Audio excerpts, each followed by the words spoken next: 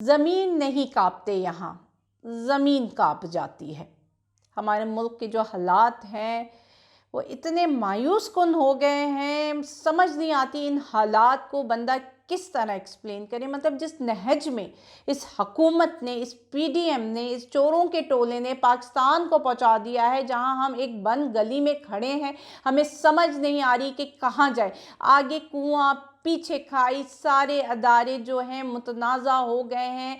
मतलब जो हालात है ना पाकिस्तान के, कोई अल्फाज उनको एक्सप्लेन नहीं कर सकता कि ये आप किस तरह स्टेट को डिफ़ाइन करोगे, इस रियासत पाकिस्तान को आप किस तरह डिफ़ाइन करोगे। अभी इस स्टेज में जो हालात हैं अभी पाकिस्तान के, आप एक लॉलेसनेस है, ठीक है, एक कानून ही नहीं है मुल्क में यार, कोई रूल नहीं है, कोई रूल नहीं है, किसी पे कोई भी नहीं मान रहा, कोई कानून को मानने के लिए तैयार नहीं है। सब कह रहे हैं कि हम ही हैं, हम ही सबसे बालातर हैं, जो हम कह रहे हैं वही सही है, जो दूसरा कह रहा है वो झूठ है। आपने सच और झूठ को गडमिट कर दिया है, हक और बातिल को गडमिट कर दिया है। आप क्या दे रहे हो पाकिस्तान को। कल भी एक तमाशा बना रहा, हमारे जो हैं काजी ईसा फाइज जनाब बहुत मोअज़्ज़िज़, वो पार्लियामेंट में चले गए। किस लिए जी? आइन की 50 साला गोल्डन जुबली मनाने उस पार्लियामेंट में गए, जो आइन के मुताबिक मुकम्मल ही नहीं है, जिसमें मेजॉरिटी नहीं है लोगों उसकी, जिसमें जो इलेक्टेबल्स ही नहीं है, वो तो मुसल्लत करदा जुराइम पेशा अफरादों का ग्रुप है। वहां पे वो चले गए और उन्होंने अफादियत बताई कि हमारे कॉन्स्टिट्यूशन ऑफ पाकिस्तान की क्या अफादियत है, ये जो किताब है ये कितनी मुकद्दस किताब है। अच्छा, जिस किताब को वो मुकद्दस कहते हैं, उनके पीछे अगर आप गौर से देखें तो वो एक अता तारण नाम का बंदा बैठा हुआ था, जिसने यही किताब अपने हाथ में पकड़कर दूसरे हाथ से नाजेबा इशारे किए थे। उस अतातार के सामने बैठकर वो किताब को बता रहे थे कि ये कितनी मुकद्दस किताब है। ये वो उनके बराबर में इसहाक डार बैठा हुआ था, जिसने एडमिट किया है कि वो मनी लॉन्ड्रिंग कराता था। उसके बराबर में बैठकर ये बता रहे थे कि हमारे लिए कानून की क्या हैसियत है। उनके दूसरे साइड में वारिस बैठा हुआ था 1973 के आइन का, आसिफ जरदारी साहब, वो जो कि जेल काट चुके हैं, जिनके बारे में सब कुछ आया है। उन दोनों के बीच में बैठकर काजी ईसा फाइज साहब हमारी कानून की किताब को बताए थे वो कितनी मुकद्दस किताब है। अच्छा, मजे की बात यह है कि काजी ईसा फाइज ने अपनी पूरी तकरीर में, पहले तो वो बड़े मासूम बन गए बेचारे, इतने मासूम थे, मुझे तो पता ही नहीं था कि वो इतने मासूम हैं, कि उन्हें ये पता ही नहीं था कि जहाँ वो जा रहे हैं वहाँ सियासी बातें ही नहीं होंगी। हाय बेचारे को ट्रैप कर लिया गया और उनको ये कहा गया कि यहाँ पे सियासी बातें नहीं होंगे।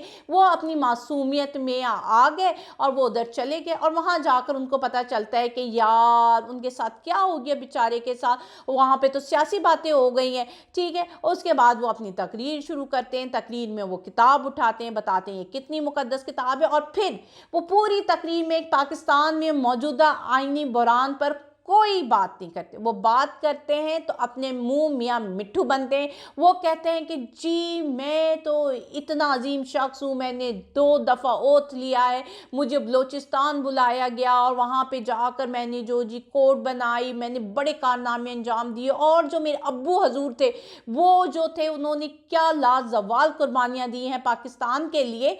तो मैं इस बहस में नहीं जाऊँगी कि आपके अब्बू जी क्या करते थे, लेकिन अगर आप पढ़ेंगे रिपोर्ट तो उसमें अगर आपको याद हो, तारीख में ज़रा आपने पढ़ी हो ना, मतलब तो आप ये बताएगा कि कायदे आज़म ने अपने आखिरी वक्त में जो अपने डॉक्टर, अपने फिजिशियन थे इलाही बख्श, उनसे क्या कहा था। उनसे कहा था कि मैं मर जाऊं तो ये जो काजी मोहम्मद ईसा और लियाकत अली खान को मेरी शक्ल मत दिखाना, मेरे जेब में सारे खोटे सिक्के हैं। ठीक है, और उन्हीं की औलादें हमारे ऊपर आ रही हैं और हमें बता रही हैं कि जी आइन क्या है, उसकी पासदारी किस तरह की जाती है। और फिर आपने इसी वहाँ पे लोगों के हजूम में बैठकर, मतलब वो जो माफियाज हैं, जो टोले हैं, मतलब वो जिस तरह हम पर मुसल्लत किए गए हैं, वहाँ पे बैठकर आप बता रहे हैं कि फंडामेंटल राइट्स, जो यहाँ इस किताब में सबसे प्यारी बात है ना इनकी, वो हमारे फंडामेंटल राइट्स हैं।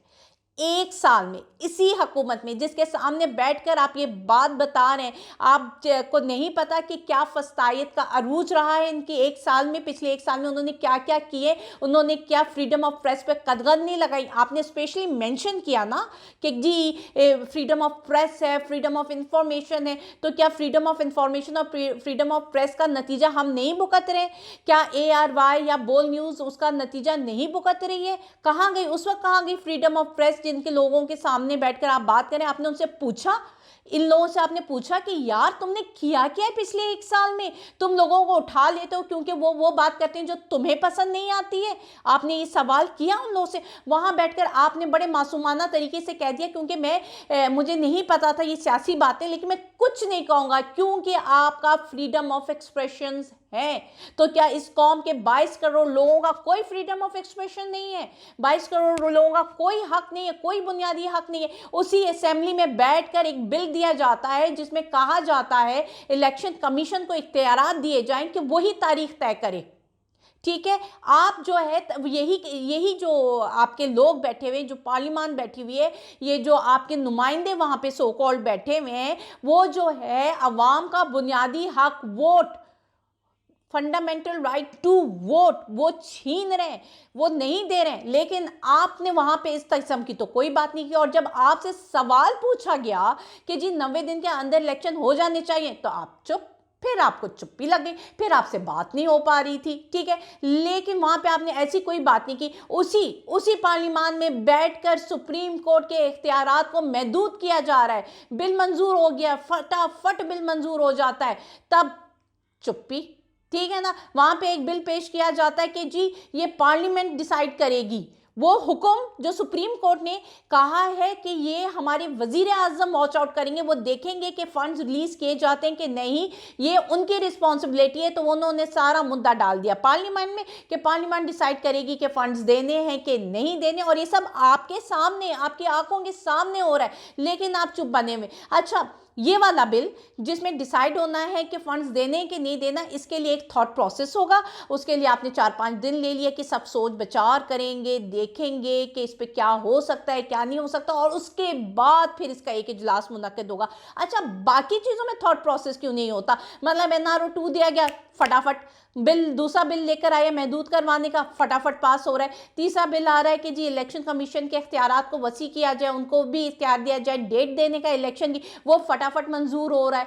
ठीक है ना, जो अवाम के लिए वोट होता है ना, जो फंडामेंटल राइट, जो आपने कहा बड़ी खूबसूरत बातें आई थी, उस पर जब बात आती है ना, तब जी थॉट प्रोसेस शुरू हो जाते हैं। जी टाइम दे, लोग सोचेंगे, हम देखेंगे क्या हो सकता है। लेकिन जहाँ इनके अपने मफादात आते हैं ना, जहाँ इनके अपने केसेस माफ हो रहे होते हैं, वहाँ पे 2 दिन भी नहीं लगाते यार, रातों रात आप लोग बिल पास कर देते हो। ठीक है, यहाँ पे जो है आपके बराबर में जो लीड कर रहा है, जो उसका हेड है, वो नामजद होने वाला था, उस पर फर्दे जुर्म आयद होने वाली थी, वो जो है वजीर आजम बन जाता है, और वहाँ पे बैठकर आप बड़े मज़े से स्पीच करते हो, और फिर वहाँ पे उन्हीं के वकला के साथ आप वापस चले जाते हो। आपकी क्या लीगल ग्राउंड्स हैं, आपकी क्या मॉरल ग्राउंड्स हैं कि अब आपको जो है अपनी पोजीशन पे बरकरार रखना चाहिए? आपने अपना करियर, अपनी सारी तबाह कर चुके हैं। मतलब आप एक कंट्रोवर्शियल पर्सनैलिटी बनकर सामने आए। अब मुझे बताएं कि अभी कल जो आप गए, एक क्या अपेरेंटली क्या मैसेज कन्वे हो रहा था? मैसेज ये हो रहा था कि आप इस माफिया के साथ खड़े, और ये माफिया आपके साथ खड़ा है। अगर किसी ने भी इस माफिया के खिलाफ कोई भी कानूनी कार्रवाई की, तो आप उसके सामने आ जाएंगे, और अगर आपके खिलाफ कोई कानूनी कार्रवाई या रेफरेंस दिया जाएगा, तो ये माफिया आपके सामने साथ आकर खड़ी हो जाएगी। अपेरेंट मैसेज यही था। ये खिलवाड़ है जो इस मुल्क के साथ हो रहा है, इस मुल्क के अवाम के साथ हो रहा है, और सबसे बढ़कर इस आइन के साथ हो रहा है।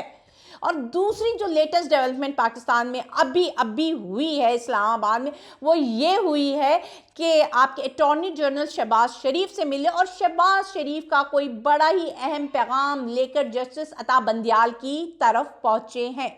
अब देखते हैं जस्टिस अता बंदियाल कोई दरमियानी रास्ता निकालते हैं, कोई नजरिया ज़रूरत लाते हैं या डट जाते हैं अपने फैसले पर, आइन पर, कानून पर, उस फंडामेंटल राइट पर जो अवाम का है, राइट टू वोट पर डट जाते हैं, खड़े हो जाते हैं और अपना फैसला दे देते हैं। क्योंकि इस हुकूमत ने मतलब वो एक भगोड़े नवाज शरीफ ने जो कहा था ना कि जी जजेस के खिलाफ रेफरेंस दायर करो, वो मफरूर मुजरिम ने कहा था, और उसकी जो है ना यहाँ पे हम कानून और जो सुप्रीम कोर्ट के फैसलों को ना अपनी पाँव की जूती पर रखते हैं, लेकिन उस भगोड़े मफरूर के कहने पर अब जो है 4 जजेस के खिलाफ सुप्रीम जुडिशियल काउंसिल में रेफरेंस दायर हो चुका है।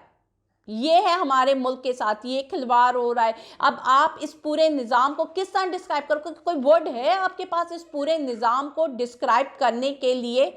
यहाँ पे जो चोर है वही हुक्मरान है, वही चौकीदार है। यहाँ पे अवाम की तो कोई सुन ही नहीं रहा है। अब इस मुल्क का क्या होगा इसके बारे में तो कोई सोच ही नहीं रहा। सब अपने अपने खेल में लगे हुए कि हमारे साथ क्या होगा। ठीक है, वहाँ पे मरियम नवाज है, उनका जो क्लिप आया वो उसको अपने हक में जो audio clip video clip release हुआ, जो मंसूर अली खान के साथ उनका इंटरव्यू था, जिसमें वो इसको अपनी फेवर में करने की कोशिश कर रही थी कि देखें हम तो फैक्ट्स फाइंड करना चाहते, हम चाहते पहले हमारे पास फैक्ट्स आए फिर बात करें। तो मतलब इससे बड़ा झूठ तो वो बोल ही नहीं सकती है ना।